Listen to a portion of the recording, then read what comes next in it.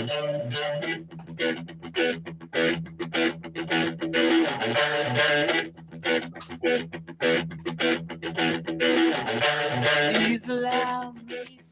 Chris Landry. I'm Dave Hooker. Welcome back. Chris, how are you, sir, after my video snafu that you just saw? I'm doing great. Game weeks are a lot of fun. It's weeks like this that remind me of what it's like to be a college coach on a campus. Not that you get out of the dungeon of your office, but when you go for a little run or something, and there's a buzz around campus that you can't quite explain it. Not like a literal, it's a feeling in the air. And I always thought that Thursday. I don't know why it was Thursday. Me That was too. kind of it was like the crescendo of the buzz, because Friday is like it's like the game's on. It's everybody starts arriving for tailgates, and I'm sure people have arrived already, but a lot of the people, and it was something about it. And mainly because for coaches, Thursdays, it's the last big day of practice. Friday is a walkthrough for people who don't know. So it's kind of like it's the anticipation of the last practice, kind of putting the final touches on your game plan and working through it a little bit and kind of preparing for the walkthrough to go over any late messages that you're going to have on Friday. So big game atmosphere, certainly in Knoxville, and the whole country is going to be focused on it. So really a great weekend of big game matchups. And in Knoxville, they're going to have the biggest of the big games. They are. And for me, Thursday, too, you kind of, we'll call it the hay in the barn. So I had a bunch of high school buddies who turned out to be high school coaches. And I'm sure, I don't know that you did the same thing we did, because there was a lot of alcohol consumed at the time. But we, and by the way, I want to remind everybody that Zool Beer Company, xulbeer.com, is the official craft beer of Off the Hook Sports. So check them out. Great spacious location downtown with parking, and also worldwide award-winning craft beer. But we always called it the Haze in the Barn night. So we play poker, and I knew that I had a light day on Friday. They had a game. I don't know how they handled the consumption of alcohol, but nevertheless, it is kind of the Haze in the Barn night. And I wonder if you're Alabama and you worked with Nick Saban, how much hay can be in the barn when you're not maybe 110% sure how healthy your quarterback is? Well, they know. They know what's going on.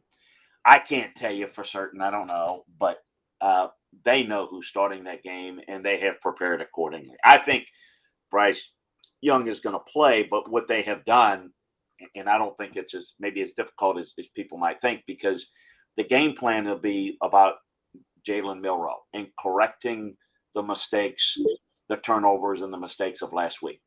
And they will give a lot of mental work for Bryce, and then we'll get enough physical work to test him out. And if there's a setback, they're prepared either way. Look, they're going to be prepared for either quarterback, and they've got a package that they practice with Milroe, and then there's certain things that they've worked with Bryce in a limited fashion. So, I think the difficulty is more for Tennessee, because Tennessee doesn't know who they're going to face, and defensively, they got to prepare for two different packages. They're going to get hammered with the run game, and they're going to have to defend the run with Jalen Milroe and defend the quarterback run with Jalen Milroe. And then if Bryce plays, then they've got to worry more about the pass game. So they've got to divvy up their time with trying to figure out 50-50 what they're going to do, what Alabama's going to do. Whereas Alabama, they know what they're going to do, and they know they're preparing, as I said, to get enough work done for Bryce so that he can play. But they've got the Jalen Milroe package. They're just working right now. I can tell you, Alabama, they're working more on just cleaning things up. If they don't make mistakes, they feel good about either quarterback, But if they turn the football over 3 times in the first half, it's not going to come out well for them. I don't care who you're playing. So that's kind of what's going on there. Who is the most important player on the field that maybe is not a known commodity. So, and I'm going to craft this question as best I can. So, I mean, I think Hendon Hooker's a known commodity. Let's say Bryce Young plays known commodity. I think Tennessee's receivers are a known commodity. But is there a guy out there that hasn't gotten a ton of pub that could sway this game one way or another? Well, I think I'm going to go to the offensive line and I'm going to go to the tackle position. Look, I think that, the key to Tennessee being successful offensively is get the ball out quickly, go with tempo. So I think what Alabama's going to do with their edge rushers is they're going to crash the mesh point. So, I mean, Tennessee's offense is an RPO zone read. So they read it, but the mesh point is where you put the ball in the belly of the back and make the decision. Alabama with their edge rushers are going to try to crash that, and are going to try to force that decision before they want to. And so I would say the tackles. I would say both tackles because I think Will Anderson's going to move around, and so I would say that both. If I was going to pick one, I'd probably say Mincy. I would say that he's going to have a really good game. They're going to have to maybe chip if they need to on Will Anderson, or they're going to have to get the ball out quickly. They're going to have to work the screen game, but it is tough to run screens on Bama. They are very well schooled. It's not like some of the success they had against LSU last week early. So I would say the tackles because that's where it starts from. Because if they can't protect the edge, and Will Anderson can have the impact, and that means you've got to overplay him. And people have said, "Well, Will Anderson's been quiet this year." Will Anderson has been phenomenal this year. Yeah. He's been great. People don't really see unless it's a sack or, he has been very disruptive. And so, I think that he could cause a lot of problems, or if they're able to neutralize him, it's a big advantage. So this is going to be, without question, a challenge for Tennessee's offense that they've not faced thus far this year. Because there's a lot of playmakers on Alabama defensively. And Alabama, I think, regardless whether Bryce or Milroe plays quarterback, Tennessee's going to see a heavy run dose. Or if Tennessee does what I think they're going to do defensively and play a loaded box, then that's going to create some easy throws, even from Milroe. So I think Alabama feels pretty good about making Tennessee defend the run. And again, they're going to play off the look. So if they come out throwing a bunch, it's, and if you can't count the numbers and see it on TV, you'll see that Tennessee's overplaying run. If they don't, then Alabama will just control this game and control it at the line of scrimmage. So it's going to be interesting to see how Tennessee plays it and how well their defense can play. The edge rush has been good, but to me, the key for Tennessee's defense is their ability to stop the run, slow down the run, and you've got to stay committed to the run. And with Milroe, Alabama's going to even be more committed to the run. So I don't know that the whole Milroe can't win it or whatever. Alabama can't win this game if they turn it over. And Tennessee, it is in pretty good shape in terms of protecting the football. But if Alabama plays a clean game and runs the football, this is going to be quite the challenge for Tennessee. Well, and okay, so maybe I'll ask a follow up there. That's interesting. So, who's the interior defensive lineman or two for Tennessee that needs to step up? I don't know that guy's there right now. No, it's not one guy. I mean, you can't do that. I mean, what they're going to have to do is play a lot of loaded front. They're going to have to get their linebackers in. They may have to get a safety in. I mean, whatever it takes to stop the run, they've got to do it. And I know people, it makes them vulnerable against the pass. Yes, it does. But if you can't stop the run, you can't win this game. You can't win pretty much any game if you can't stop the run, regardless who it is. Yeah, I mean, you're going to have really good performances by the defensive tackles. Not making tackles, folks, but clogging up the middle. You've got to do that to allow the backers to come in and, again, come down the hill, attack the run. And look, so Tennessee's going to try – I think they're going to try to employ some run blitzes. They're not a point of attack team, so they're not going to really hold up. What you're going to see, I think, is some stunts a little bit where they'll get backers free. They'll get defensive linemen free. You'll get an end have to come inside, or get a Byron Young to come inside, a Barron to come on a stunt to really do a good job of creating penetration to try to, because Alabama runs straight downhill. So you've got to attack them downhill. It's like a bull in a ring, the old bull in a ring drill that we have. You've got to be able to do that. Well, you've got to clog it up. If you're not a great point of attack team, what you've got to do is try to penetrate that somehow so that you can force the back to go lateral behind the line of scrimmage. So Tennessee, I know, has been working hard all week on trying to figure out ways that can get penetration to what we call bubble the run, force the run wide. Because if you force the run wide, then you got a chance to rally with numbers to tackle. But if they get downhill, you're going to have the big plays in the run game, and that's obviously not sustainable.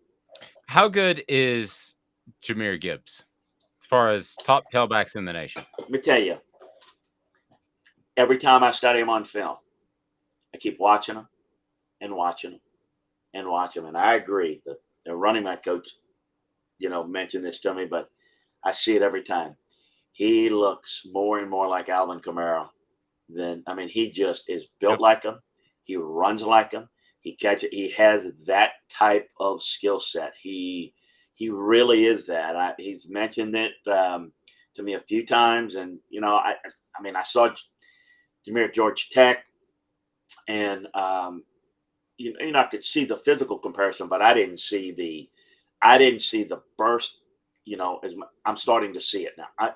He is a big play talent that there's just a ton of explosive runs that they have. They've got like 51 explosive runs thus far. They're getting it done in the run game a little more than people might think. It's been the turnovers that has been killer, the mistakes that's been killers in both the Texas and the Texas A&M games that made those games close. Otherwise, you take away the turnovers and you can't. You gotta eliminate them. That's the difference, and that's, I think, going to be the key because Alabama doesn't create a lot of turnovers or haven't to this point in the year, and Tennessee doesn't commit them.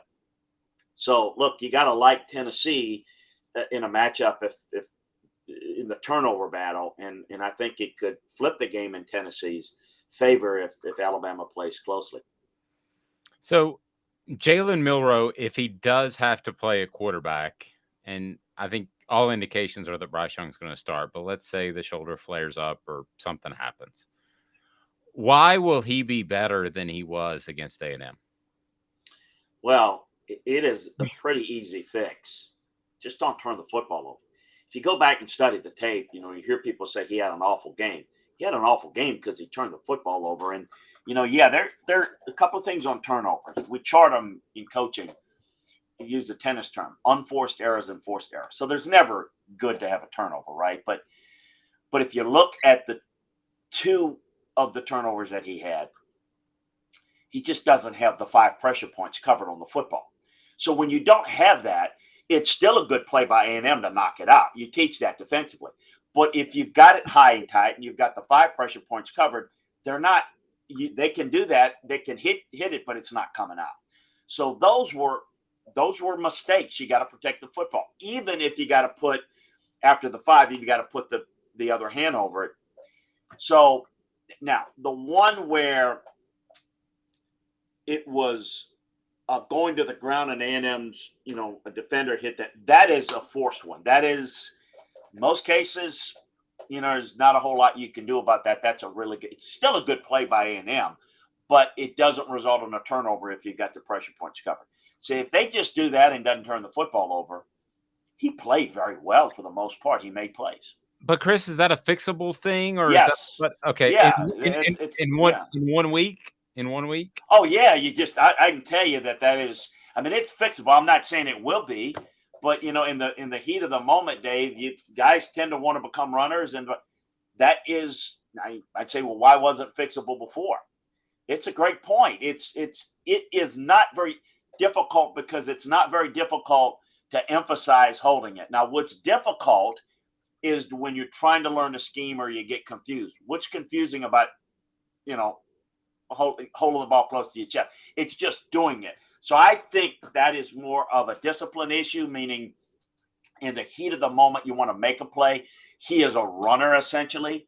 So it is, look, I mean, that is something that is fixable. I mean, I've been around it a million times. Um, it is easily fixable. If they don't fix it, well, then that's a real problem, and that's on the emphasis of the position coach there of not getting that done. That's to me got to be easily correct. Now, turnovers, here's what is not easy is like when you throw interceptions and he threw one. There's a different reason for that. Well, what's the reason for the interception? Did he make a wrong read? Was it receiver's fault? Did he get confused by the coverage? But those are more complex. You can not trying to throw an interception. You're seeing something differently than what it is, and you make a mistake. But fumbling the football when you don't have the pressure points covered is the simplest thing in the world. I can show anybody how to do that. Now, if you're not physically strong enough, the ball can get ripped out. But he's certainly physically, if he does it with the right technique. That, to me, what they teach is really good technique there. For him not to play good technique is a little bit surprising there. Interesting. Chris Landry's appearance brought to you in part by Owl's Nest Barbecue right there in Ottawa. They have all your barbecue supplies, whether we're talking about the rubs, the sauces. They've got them right there at Owl's Nest Barbecue. They also have the Green Mountain Grill, which is just phenomenal. It is unbelievable. Please hit that like, subscribe, and share button. We greatly appreciate that. I've certainly seen a surge recently because I guess it's because of the Alabama game, or maybe I'm just good looking, Chris. It's one of the two. Well, why not both, Dave? I mean, really, it's just why not both? Hey, you know what I think is real interesting is in a big overview, and I'm a minutia guy, but there is aspects that I think emotionally and mentally that are factors in. I'm very curious to see, and I'm encouraged what I think I'm going to see out of Tennessee this week. They're in a unique spot. I don't know, and I don't follow the pulse, and you do a lot better. But there's a lot of people that believe Tennessee's going to win this game, and they're the better team. And because you have the recent history, right? Blowout LSU, struggle against A&M. And it is interesting to see how this plays out because Tennessee's not playing the underdog role. I mean, they're the underdog in Vegas, but they're kind of like there's an expectation to win.